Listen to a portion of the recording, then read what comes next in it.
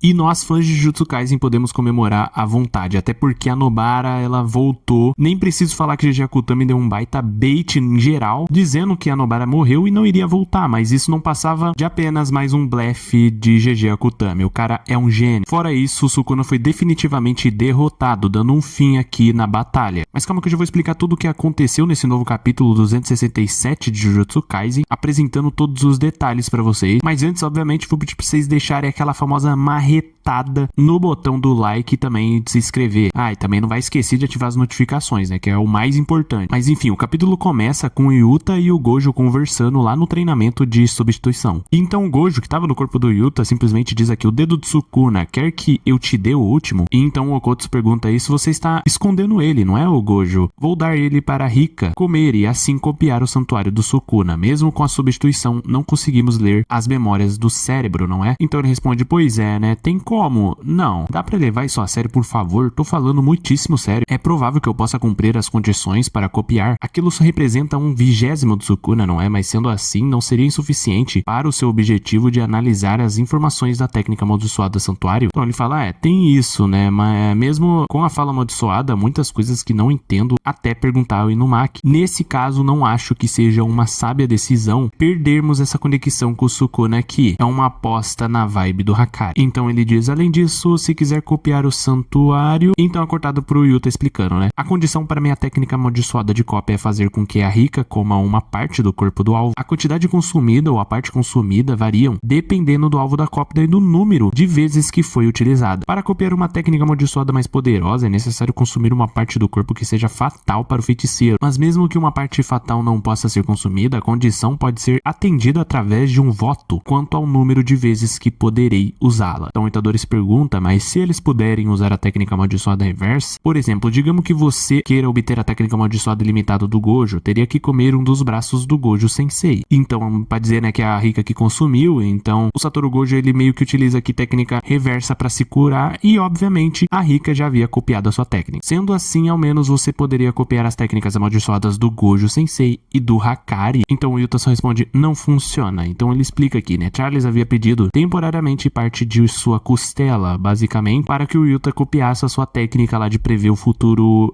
na verdade, alguns segundos no futuro. A Mei pensa aqui, né, está certo disso? Você ouviu sobre a ressonância do todo, não? Então o Yuta continua pensando também: por isso, devemos executar esse plano no último minuto da luta contra o Sukuna. Mas passaria o mínimo de informações e planos para o Itadori conforme eu jogar melhor, embora ele nunca tenha sido amante da cautela, mesmo que a ressonância entre o Sukuna e o Itadori o permita detectar grandes mudanças físicas. E improvável que ele possa compartilhar informações ou os planos que o Itadori tem. Então a Mei pergunta: baseado em... Então ele responde: no fato do Itadori não conseguir ler os pensamentos do Sukuna. Que otimista. E é nesse momento que o Yuta fala que: Itadori, mesmo que não consiga usá-la agora, no seu corpo já está gravada a técnica amaldiçoada do Sukuna. O Gojo Sensei já confirmou isso com 6 olhos, já não há nenhuma dúvida. Então ele consumiu um dos dedos do Itadori. E é no meio da batalha aqui contra o Sukuna que o mesmo percebe isso. Ele fala: o dedo do moleque, faltam 2 deles. Não são feridas feitas agora. O único dedo que usei quando me transferi para o Megumi Fushiguro foi o mindinho. O tal último dedo do Sukuna, você não conseguiu recuperá-lo? Era apenas um blefe. Até porque quem atendeu as condições de cópia do santuário não foi o meu dedo, foi o do moleque. Então é cortado aqui mostrando que o dedo que sobrou realmente era o último do Sukuna. Então é mostrado que nesse local estava aqui a Utahime juntamente com o Gakuganji, que diz aqui: só que o dedo do Sukuna, objeto amaldiçoado de classe especial, resiste a qualquer ataque físico ou uso de jutsu. Seria impossível subjugá-lo com alguma técnica amaldiçoada? Então o Utahime responde falando que é apenas um voto. Se retirarmos do objetivo a destruição do objeto amaldiçoado e nos concentrarmos apenas em passar o efeito da técnica amaldiçoada, o mais assustador ainda seria o fato de que não se passaram nem meia hora desde que ela acordou. Sorriam, meninos, enquanto é mostrado a Nobara, a mesma que se prepara para utilizar sua técnica e inclusive a utiliza a ressonância justamente no momento em que o Sukuna iria expandir o seu domínio. Enquanto o mesmo diz aqui: isso é daquela mulherzinha, a técnica amaldiçoada dela, não consigo expandir o domínio nesse ritmo. Inclusive o acerto garantido da técnica amaldiçoada do moleque vai me afetar. Isso porque ele visualmente desfez aqui o selo que estava utilizando para fazer a cesta de Vimioka, que era meio que, entre aspas, um domínio simples, enquanto o Itadori entendia que a Nobara estava estava viva e ele nem sequer sabia disso. E a mesma diz aqui: morri, mas passo bem. O que foi uma referência a uma fala do Yuji, que depois que ele aparece, né, posteriormente, e o pessoal achava que ele estava morto lá no capítulo 32, ele também disse: morri, mas passo bem. Mas enfim, continuando, o Sukuna desfez o seu selo, logo o destrinchar do Itadori acerta em cheio. Então ele parte pra cima sem dó nem piedade, até porque ele prometeu pro Sukuna que se ele não se rendesse e voltasse pro corpo, deixando o Fushiguro vivo, ele iria pagar com a própria vida. E no meio dessa troca de socos aonde o Itadori batia e o Sukuna apanhava, o mesmo pensou assim: ainda não acabou. Acertando o Itadori, jogando ele um pouco pra longe, emanando energia amaldiçoada, dizendo: achou mesmo que uma lâmina gambiarra deste domínio poderia me arrancar completamente? Faz tempo que não consegue sequer curar essas feridas com técnica amaldiçoada reversa. O moleque também já superou em muito seu limite, e devido ao domínio com um gasto enorme de energia amaldiçoada, isso termina aqui para você, maldito, enquanto os dois voltavam a se socar. Só que obviamente ele está em completa desvantagem para cima do Itadori, que está aqui utilizando um impacto duplo com atraso de tempo, ou seja, cada soco que ele dá é como se fosse 2. E então ele vira pro Sukuna e diz aqui: Sukuna, vamos pôr um fim neste ciclo de maldições, preparando aqui um punho divergente. Foi o que eu pensei, mas na verdade era um fulgor negro bem no meio do peito do Sukuna. O mesmo começa a gritar e inclusive até fez a sua pupila sumir. E o último quadro deste capítulo é o Itadori olhando para ele, pensando: o fim de uma era para uma longa batalha. Teremos capítulo semana que vem. Mas enfim, este foi o capítulo, o mais absolute cinema de todos, acompanhado com a expansão de domínio do Itadori, que inclusive até o momento não foi explicado exatamente o que é, né? Dá pra você discernir aqui com algumas falas dos personagens e entre aspas explicações, mas até o momento não foi definitivamente explicado. Mas enfim, resta apenas mais 4 capítulos antes de se encerrar o mangá inteiro de Jujutsu Kaisen. Deixa o like, comenta aí embaixo o que vocês acharam de tudo isso, inclusive da volta da Nobara. Se por acaso você não viu a review do último capítulo, né, de Jujutsu Kaisen, é só procurar aí no canal, na playlist de Jujutsu Kaisen Review, que você vai encontrar. Aproveita e comenta aí embaixo o Nobara Gold pra mim saber que você assistiu o vídeo até aqui. Mas por fim é isso, se inscreve e até a próxima.